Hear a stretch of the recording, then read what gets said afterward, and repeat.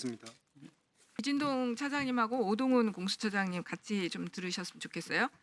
오늘 아침에 그 기사가 하나 났어요. 최재형 전 감사원장 또 국민의힘의 국회의원을 지내고 법조 경력 뭐 30년 이상이 넘는 분이 쓰신 글입니다.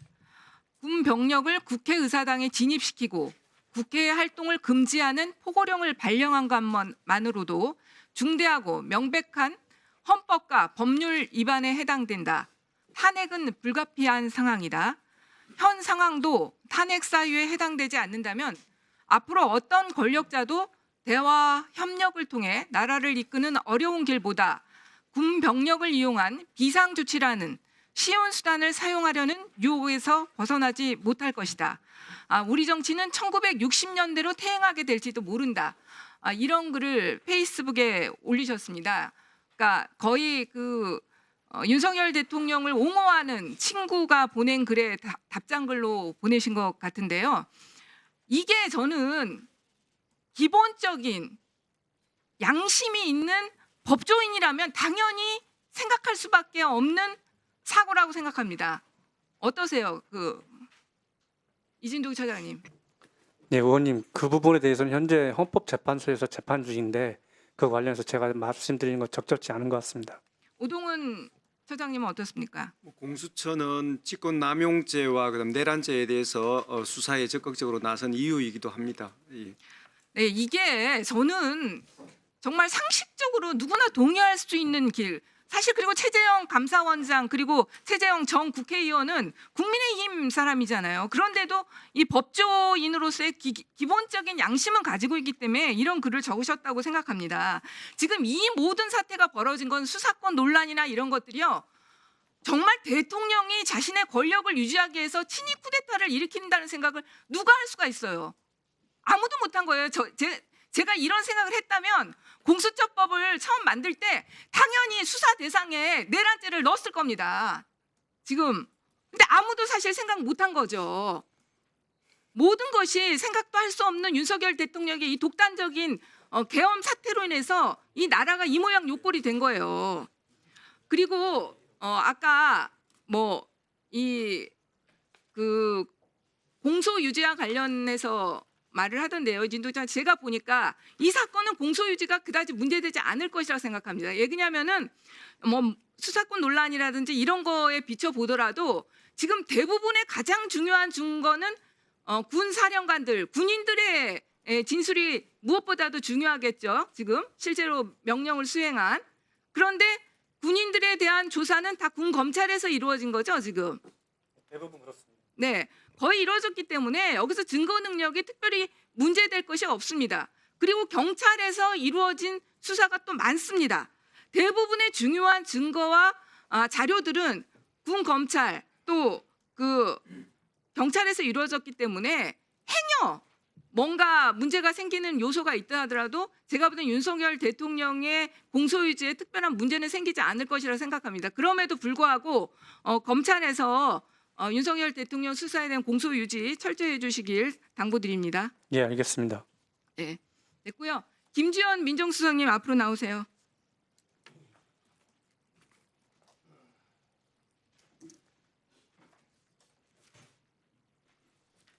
네. 자, 지금 다시 한번 고지합니다. 본인 여기에서 사실대로 진술하지 않는 이중으로 우리 특조위 명의로 고발될 수 있다는 점을 분명히 고지하고 말씀드릴게요.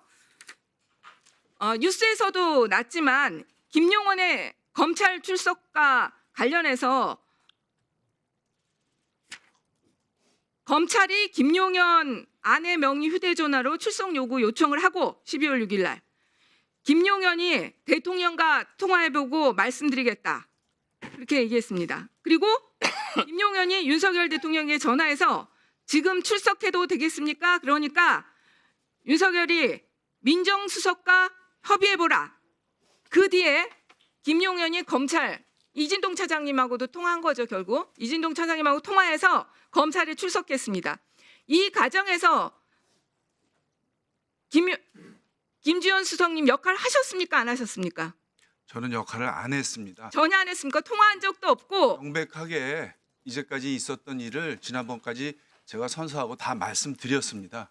어떤 역할도 하지 않았다. 통화도 하지 않았다. 둘 다 맞습니까? 그러니까 제가 김용희 의원과 통화했는지 여부는 특별한 기억이 없다고 제가 말씀드렸고요.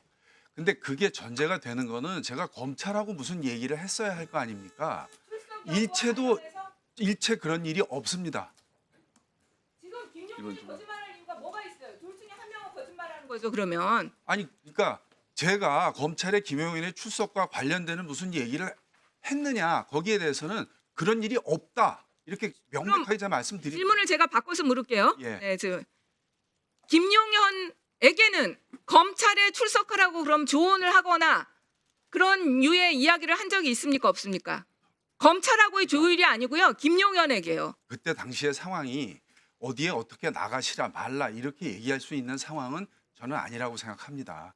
그리고 그때 많은 일이 있어서 제가 그 명확한 말씀은 그렇지만 왜 뭐 얼마나 중요한 사실인지 기억이 안 나요. 다시 한번 물을게요.